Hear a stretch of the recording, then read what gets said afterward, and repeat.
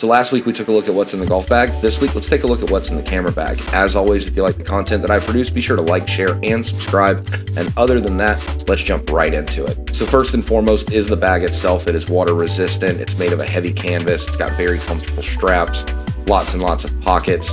I do like a lot about this bag, including the fact that it's water resistant for golf situations. I don't, however, like the separators. They're all made of these little pads and they're all Velcroed into place. It's honestly, it's kind of weak. If I had smaller parts and pieces, they would all slide around. That's actually why I have everything separated into these little boxes. But other than that, it is a great bag. It stores a ton of crap. I can just throw it on my back with the shoulder straps. I've gotten it through TSA and onto airplanes as a carry-on bag. So, you know, it's pretty nice for all of that. It's good for traveling. And like I say, it fits everything. So before we get too deep into the bag, let's talk about what we got strapped to the side of it. And that's the Mactrim tripod. All right. Tripods are super duper important. And this one is an absolute beast. So you can just throw it and it comes right open. You know what I mean? No big deal. It has a lock on it so that it stays locked and then it doesn't want to close on you. All of the legs have these quick release latches. So it's just a quick open up, pull it apart, you can lock them into place. Banging up the microphone. And just like that, we've got legs extended. Putting them away is just as easy. And then lock them back down. It rotates. It rotates this way. It rotates this way. It rotates this way. So it's got tons of ability to get pointed where you want it to be. Because all the legs are independent, you can actually set it up and make sure that it's level even when it's on a hill and things like that by shortening one leg. It's got a bubble level on the top just to make sure that you're getting it level. And for situations where it's just not quite tall enough, it even extends up a little bit like that. All right, and just like that, it folds right back up. Super duper compact, straps right to the side of the bag. It's an absolutely beast of a tripod. Takes lots of abuse, gets banged up all the time, just keeps on performing. And having a good tripod is absolutely important. Trust me, I have fought with cheap tripods and selfie sticks and like crap like that. It is just not worth it. All right, and so with that, let's go ahead and talk about some cameras. The number one thing that I mount to the top of this Mactrim tripod is this Canon M50. The EOS M50 is a lightweight, compact camera. It films in 4K at 24 frames, which is technically my only problem with it. I wish the frame rate was faster in 4K. But other than that, this camera is absolutely solid. If you don't know anything about cameras, it is very easy to just turn it on and start using it. I have mine equipped with a small rig cage on it for the extra stability and grip of the handle so that you can really like get a good grip on it. Prevents it from taking some abuse, you know, because these things get beat and banged up when you're out golfing with them. And sitting on top of here, I have the Rode Video Mic Go. Got it at Best Buy. You can pick this up at your local store. It is absolutely a great microphone. It picks up voices from all the way across the green, even on windy days. I do have the Dead Cat on top of it to help with wind reduction. The lens that I have on here is the one that comes with the EOS M50 kit. If you buy the whole bundle, it is a 15 to 45 millimeter lens, which is actually pretty wide as far as like lenses go, and it does have a little bit of image stabilization. It's probably not the greatest, but you know, for being a quick put together camera kit, this thing is absolutely amazing. Shout out to Chili Dipper Golf for advising me on this thing. So the next couple cameras that I keep in the bag is the GoPro Hero 9 and the GoPro Hero 10. So originally I had got the 9 just to have a second camera in the bag. My second channel where we filmed poker, we had a really cheap GoPro over the table. And once it died, I started looking around and saw that I was, because I'm a GoPro subscriber, that I got a really good deal on the 10. And what's awesome about these two cameras is they use matching batteries. So everything flip-flops back and forth.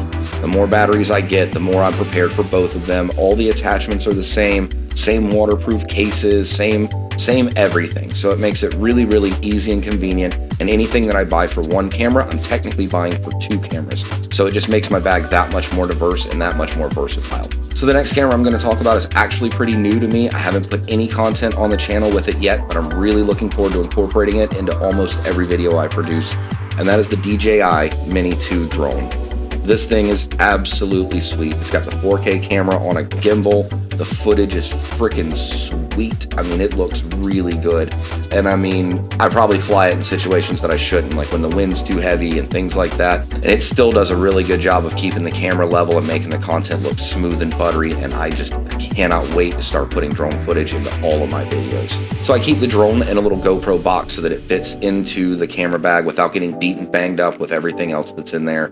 My other big GoPro box keeps everything in there from the Hero 9, the Hero 10. I keep GoPro batteries in it, my Canon batteries are in it, backup drone batteries are in it, and then I have all kinds of parts, pieces, and accessories.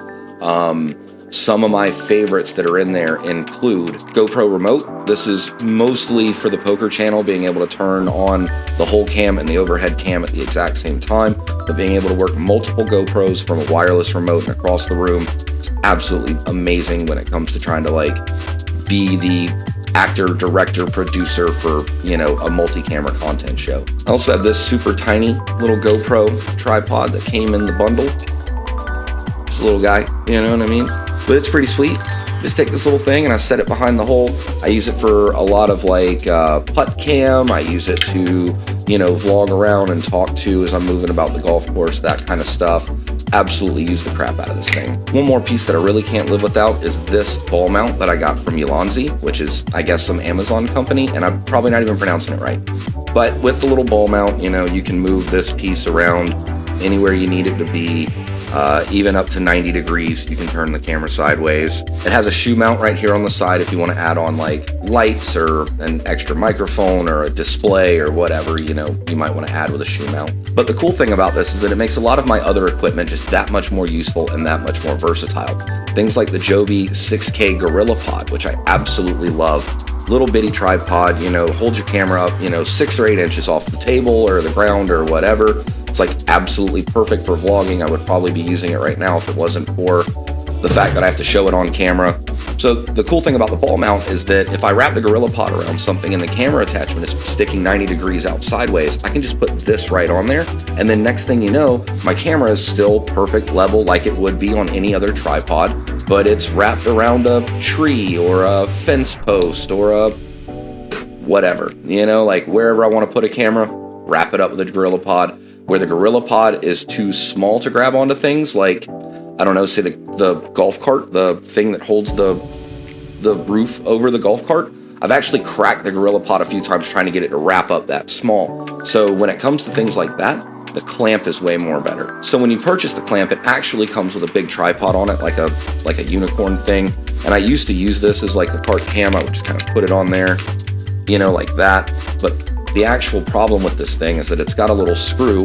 I'll show it to you.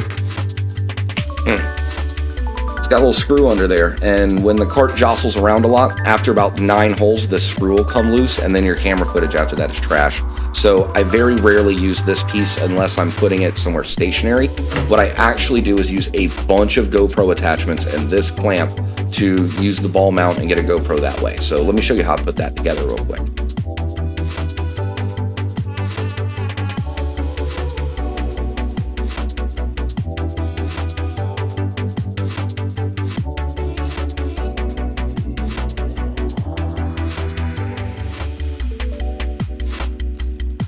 All right, and then the last little piece is I have this little GoPro Clip, which is really cool.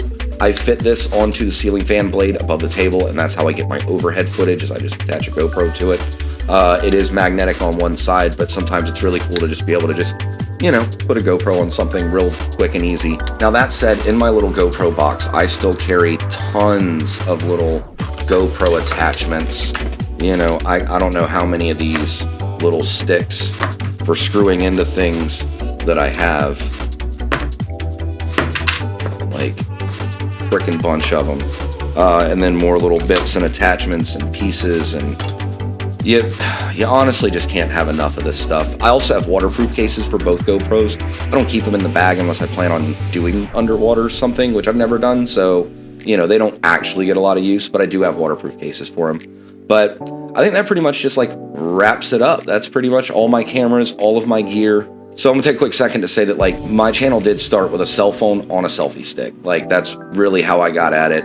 And yeah, I've got a bunch of stuff now that I probably don't even need. Like I probably have more gear than I actually need. And I am just a small channel, so the size of my channel doesn't justify this amount of equipment. It's just, you know, when I get a new hobby, I normally jump, you know, way neck deep into whatever it is I'm into. And currently that's filming and making content. So I'm just like, if I want something, I buy it, you know what I mean? But you don't need this much stuff to make YouTube content. You can literally get out there with a selfie stick and the latest iPhone or Galaxy phone and just get to work filming and editing everything on your phone. I did that for a long time, but when you have as much gear as I have now, you just cannot edit on your phone anymore. That just goes away. So now I edit on a custom-built Corsair gaming PC that my buddy Nate Swanson put together a few years ago and has outgrown, so he sold it to me when he built his new computer. I'm now editing on DaVinci Resolve 16, recording on a Yeti Blue microphone, you know, little things like that that really do try to help, like the ring light behind me that's got my face illuminated. You might remember 8 months ago when I'd be sitting here at the thing, my face would be real dark and everything would be really fucked up. But hey, I'm constantly adding little pieces to try to make the content as best as I can, make it look as good as I can, edit it as crispy as I possibly can do it. You know, like I know I'm not the most skilled at this stuff, but I'm getting better at it every day. And my next video is pretty important because it's with a local tournament trail and I just want it to be perfect, like pristine. So that's why that video is not out this week. I'm taking more time to work on that. And that's why we got this cool filler video. I hope that's not too much of a disappointment for you guys. I hope you do like this video. And if you do, be sure to like, share, subscribe. And then I'll see you next week when we start popping out more golf content.